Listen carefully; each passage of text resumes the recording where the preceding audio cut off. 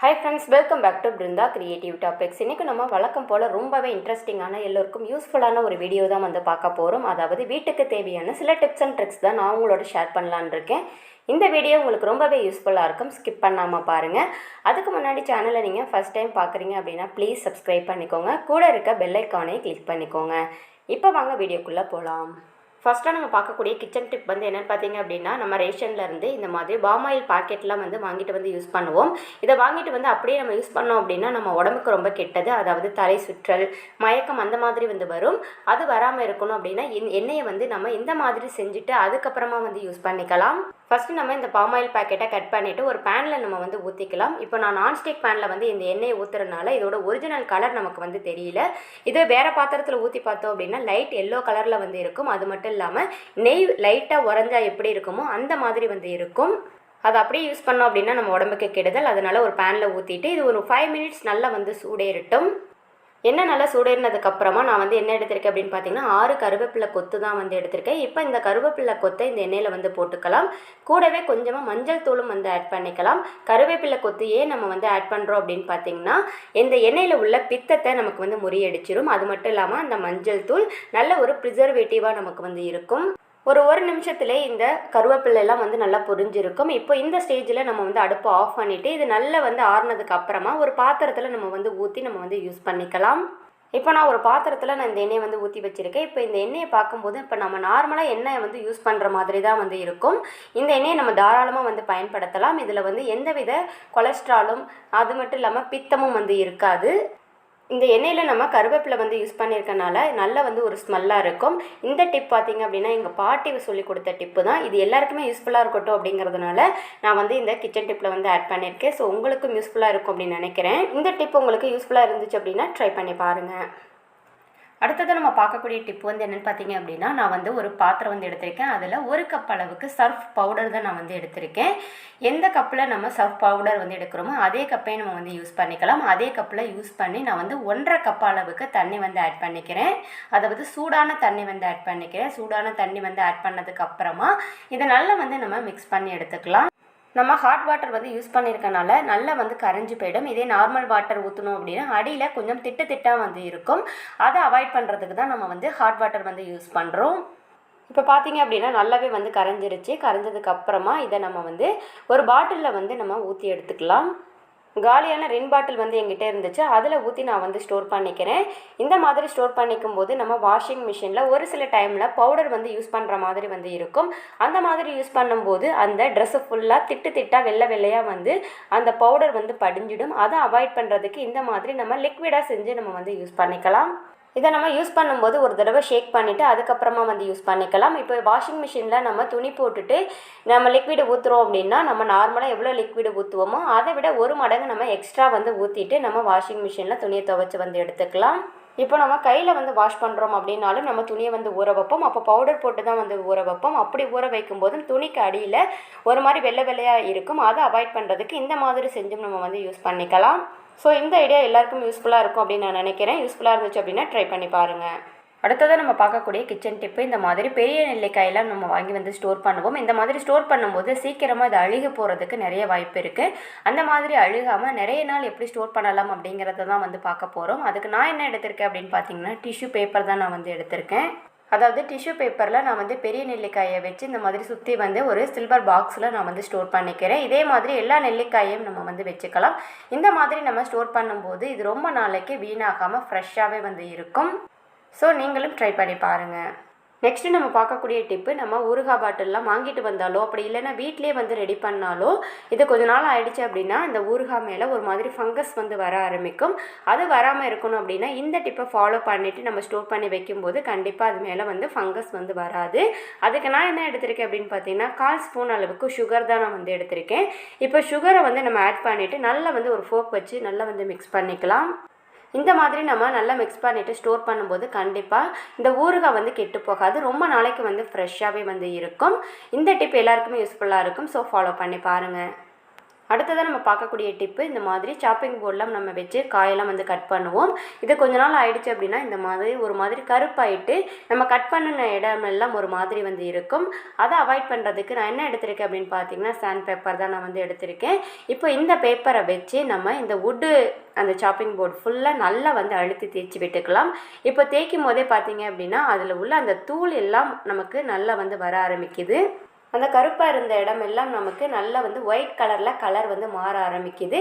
இது ஃபுல்லாக நம்ம நல்லா வந்து தேய்ச்சி விட்டுக்கலாம். இந்த மாதிரி மாதத்தில் ஒரு தடவை நம்ம தேய்ச்சாலே வந்து போதும். நம்மளோட சாப்பிங் போர்டு பார்க்குறதுக்கு நல்லா வந்து புதுசு மாதிரி வந்து இருக்கும்.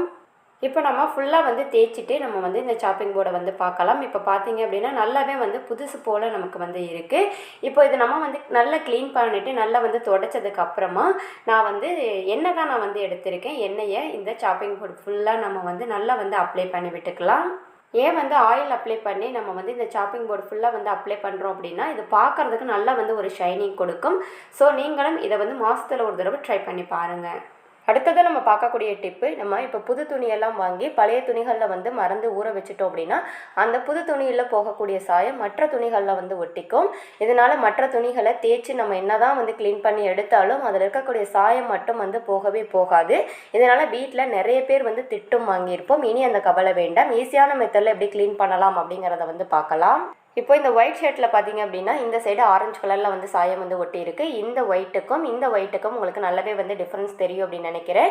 இந்த சைடு பார்த்தீங்க அப்படின்னா க்ரீன் கலரில் வந்து சாயம் வந்து ஒட்டி இருக்குது. இதை எப்படி ஈஸியான மெத்தடில் க்ளீன் பண்ணலாம் அப்படிங்கிறத இப்போ பார்க்கலாம். அதுக்கு ஃபஸ்ட்டு நான் ஒரு பாத்திரத்தில் வந்து கொஞ்சமாக தண்ணி வந்து எடுத்திருக்கேன். நீங்கள் பக்கெட்டில் வந்து எடுக்கிறதா இருந்தாலும் எடுத்துக்கலாம். இது கூட வந்து 1/4 ஸ்பூன் அளவுக்கு நான் ப்ளீச்சிங் பவுடர் தான் நான் வந்து எடுத்திருக்கேன். இந்த பவுடரை இந்த தண்ணியில் நம்ம வந்து போட்டுட்டு நல்லா வந்து மிக்ஸ் பண்ணிக்கலாம். அதோட பவுடர் வந்து திட்டாக வந்து இருக்கக்கூடாது. நல்லா வந்து மிக்ஸ் பண்ணிக்கோங்க. நீங்கள் க்ளவுஸ் போட்டு யூஸ் பண்ணுறதா இருந்தாலும் வந்து யூஸ் பண்ணிக்கோங்க. ஏன்னா ப்ளீச்சிங் பவுடர் வந்து ஒரு சிலருக்கு அலர்ஜியை வந்து ஏற்படுத்தும். அதிகமான அளவுலையும் நம்ம வந்து ப்ளீச்சிங் பவுடர் வந்து ஆட் பண்ணக்கூடாது. கொஞ்சமாக வந்து ஆட் பண்ணாலே வந்து போதும். இது கூட வந்து 1/2 லெமன் தான் நான் வந்து எடுத்திருக்கேன். அந்த லெமனை நல்லா வந்து பிழிஞ்சு விட்டுக்கலாம். பிழிஞ்சு விட்டதுக்கப்புறமா இதையும் நல்லா வந்து மிக்ஸ் பண்ணிக்கலாம். இந்த தண்ணியில் அந்த ப்ளீச்சிங் பவுடர் ப்ளஸ் லெமன் ரெண்டையும் சேர்த்து நல்லா வந்து மிக்ஸ் பண்ணதுக்கப்புறமா நம்ம வச்சுருக்க ஷர்ட்டை இதில் வந்து போட்டுக்கலாம். ஒரு செகண்ட்லேயே பார்த்திங்க அப்படின்னா இது நல்லா வந்து வாஷ் பண்ண ஆரம்பிச்சிடலாம். இந்த ப்ளீச்சிங் பவுடரில் போட்ட கொஞ்சம் நேரத்தில் நல்லா டிப் பண்ணும்போது இதில் உள்ள சாயம் எல்லாம் வந்து போக ஆரம்பிக்கும். இது நீங்கள் ப்ரஷ் போட்டு ரொம்ப அழுத்தம் கொடுத்து தேய்க்கணும் அப்படிங்கிற அவசியமே வந்து கிடையாது. இப்போ இதை வந்து லைட்டாக எங்கே சாயம் இருக்கோ அந்த இடத்துல வந்து லைட்டாக இந்த மாதிரி தேய்ச்சி கொடுங்க. தேய்ச்சி கொடுத்தாலே வந்து இதில் உள்ள சாயம் வந்து போயிடும். நீங்கள் க்ளவுஸ் வந்து போட்டுக்கிறதா இருந்தால் வந்து போட்டுக்கலாம். இப்போ இந்த ஷர்ட்டை பார்த்தாலே நமக்கு வந்து தெரியும் இதில் உள்ள சாயம் எல்லாம் வந்து போக ஆரம்பிச்சிடுச்சு. இப்போது ஒரு ட்ரெஸ்ஸில் நமக்கு சாயம் வந்து ஒட்டிடுச்சு அப்படின்னா நம்ம உடனே வந்து பார்த்துடுவோம். பார்த்த கொஞ்ச நேரத்தில் இந்த மாதிரி வாஷ் பண்ணோம் அப்படின்னா உடனே வந்து போயிடும்.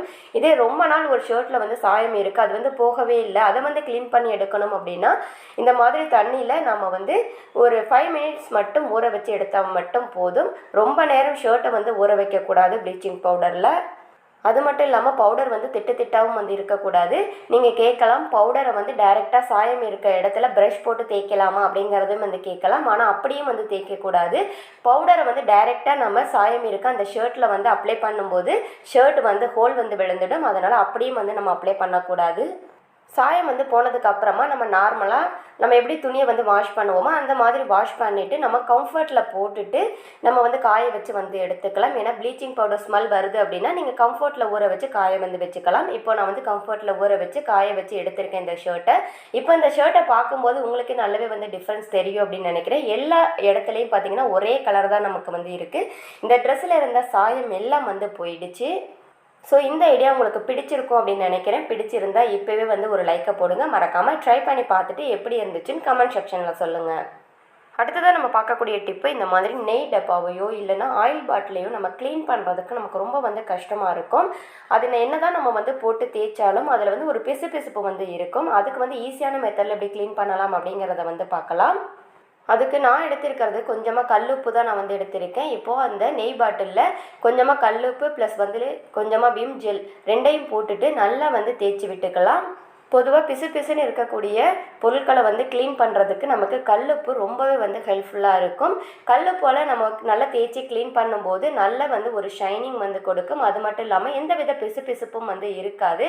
இப்போ நல்லா வந்து வாஷ் பண்ணி வந்து எடுத்தாச்சு. இப்போ உள்ளெல்லாம் ஈரமாக இருக்குது அப்படிங்கிறதுனால ஒரு டவல் வச்சு நான் உங்களுக்கு நல்லா தொடச்சிட்டு காட்டுறேன். தொடச்சிட்டு இந்த டப்பாவை நம்ம பார்க்கும்போது நல்லா சூப்பராக வந்து க்ளீன் ஆகி நமக்கு வந்து கிடைக்கும். ஸோ ட்ரை பண்ணி பாருங்கள். அடுத்தது நம்ம பார்க்கக்கூடிய டிப்பு, நான் வந்து மிக்ஸி ஜாரில் தேங்காயோட அந்த ப்ரௌன் இல்லாமல் சின்ன பீஸாக வந்து கட் பண்ணி வந்து போட்டிருக்கேன். இதை வந்து பல்ஸ் மோடில் நம்ம தேங்காய் பூ துருவல் மாதிரி அரைச்சி வந்து எடுத்துக்கலாம். அரைச்சதை ஒரு பேனில் போட்டு நல்லா வந்து ஃப்ரை பண்ணி வந்து எடுத்துக்கலாம். இந்த தேங்காயில் கொஞ்சம் கூட நமக்கு தேங்காயோட ஈரம் வந்து இருக்கக்கூடாது. நல்லா வந்து ஃப்ரை ஆனதுக்கப்புறமா ஆற வச்சுட்டு ஒரு கண்ணாடி ஜாரில் இந்த மாதிரி நம்ம ஸ்டோர் பண்ணி வந்து வச்சுக்கலாம். அப்படி இல்லைன்னா ஏர் டைட்டான பாக்ஸில் நம்ம வந்து ஸ்டோர் பண்ணி வந்து வச்சுக்கலாம். இந்த மாதிரி ஸ்டோர் பண்ணி நம்ம வச்சுக்கிட்டோம் அப்படின்னா டெசிகேட்டட் கோகோனட்டில் நம்ம கடையில் வாங்க வேண்டிய அவசியம் வந்து இருக்காது. சப்போஸ் இப்போ நம்ம ஒரு ஸ்வீட் ரெசிபி செய்கிறோம் அப்படின்னா இதில் டிப் பண்ணி கொடுக்கும்போது ரொம்பவே வந்து சூப்பராக வந்து இருக்கும். அது மட்டும் இல்லாமல் பார்க்கும்போதே நம்ம எடுத்து வந்து சாப்பிடணும் அப்படிங்கிறது நமக்கு வந்து தோணும். இந்த மாதிரி வந்து டெசிகேட்டட் கோகோனட்டில் கொஞ்சமாக மில்க் மேடு வந்து சேர்த்து நம்ம லட்டு மாதிரி குழந்தைகளுக்கு வந்து பிடிச்சு கொடுக்கலாம். அதுவும் ரொம்பவே வந்து டேஸ்டியாக இருக்கும். ஸோ நீங்களும் ட்ரை பண்ணி பாருங்கள். அடுத்ததான் நம்ம பார்க்கக்கூடிய டிப்பு, தேங்காய் சட்னி ரொம்பவே டேஸ்டியாக எப்படி செய்யலாம் அப்படிங்கிறதான் வந்து பார்க்க போகிறோம். எப்பயுமே தேங்காய் சட்னி அரைக்கிறோம் அப்படின்னா தேங்காயோட அளவு கொஞ்சம் கூடுதலாக இருக்கணும். பொட்டுக்கடலையோட அளவு கொஞ்சம் கம்மியாக வந்து இருக்கணும். அதுக்கு தேவையான உப்பு, காரத்துக்கு ஏற்ற மாதிரி பச்சை மிளகாய் வந்து எடுத்துக்கலாம். இது எல்லாத்தையும் மிக்ஸி ஜாரில் வந்து போட்டுக்கலாம். கொஞ்சமாக இஞ்சியும் வந்து ஆட் பண்ணிக்கலாம். ஆட் பண்ணதுக்கப்புறமா இது கூடவே வந்து சீக்ரெட்டான ஒரு பொருள் வந்து சேர்க்க போகிறோம். அதுதான் 1/4 ஸ்பூன் அளவுக்கு சுகர் தான் நம்ம வந்து ஆட் பண்ண போகிறோம். நீங்கள் கேட்கலாம், சுகர் ஆட் பண்ணுனா சட்னி வந்து இனிக்குமே அப்படின்ட்டு. கண்டிப்பாக வந்து கிடையாது. நம்ம ரொம்ப ஆட் பண்ணுறதில்ல, 1/4 ஸ்பூன் அளவுக்கு மட்டும்தான் நம்ம வந்து ஆட் பண்ணுறோம். சட்னி அரைக்கும் போது கொஞ்சமாக கொத்தமல்லி தலையும் சேர்த்து வந்து அரைச்சிக்கலாம். இப்போது ஹோட்டல் ஸ்டைலில் இருக்கக்கூடிய கெட்டி சட்னி நமக்கு சூப்பராக வந்து கிடைக்கும். இந்த டிப்பு பார்த்தீங்க அப்படின்னா ஹோட்டல் மாஸ்டர் சொன்ன டிப்பு தான். ஸோ நீங்களும் ட்ரை பண்ணி பாருங்கள். ட்ரை பண்ணி பார்த்துட்டு எப்படி இருந்துச்சுன்னு கமெண்ட் செக்ஷனில் சொல்லுங்கள். அடுத்தது நம்ம பார்க்கக்கூடிய டிப்பு, நம்ம வீட்டுக்குள்ளே நுழையும் போது நல்லா வந்து ஒரு ஸ்மெல்லாக இருக்கணும் அப்படின்னா இந்த டிப்பை வந்து ஃபாலோ பண்ணிக்கலாம். அதுக்கு நான் வந்து ஒரு சின்ன ஸ்டூல் தான் நான் வந்து எடுத்திருக்கேன். இந்த ஸ்டூல் பார்த்திங்க அப்படின்னா வேஸ்ட்டு திங்ஸில் நம்ம செஞ்சது தான். இதோட வீடியோ ஏற்கனவே வந்து அப்லோட் பண்ணியிருக்கேன். அது வந்து நான் எண்ட் ஸ்க்ரீனில் கொடுக்குறேன். நீங்கள் இன்னும் பார்க்கல அப்படின்னா செக் பண்ணி பாருங்கள். உங்களுக்கு ரொம்பவே வந்து யூஸ்ஃபுல்லாக இருக்கும். இப்போ நான் இந்த குட்டி ஸ்டூல் மேலே ஒரு சின்ன உருளி தான் நான் வந்து வைக்கிறேன். எப்பயுமே நம்ம வீட்டுக்கு வெளியில் உருளியில் வந்து பூ வைப்போம். அந்த மாதிரி வைக்கும்போது இந்த டிப்பை கண்டிப்பாக வந்து ஃபாலோ பண்ணி பாருங்கள். அந்த உருளியில் கொஞ்சமாக நான் வந்து தண்ணி வந்து ஆட் பண்ணிக்கிறேன். தண்ணி ஆட் பண்ணதுக்கு அப்புறமா கொஞ்சமாக வந்து ஜவ்வாது பவுடர் வந்து நான் வந்து ஆட் பண்ணிக்கிறேன்.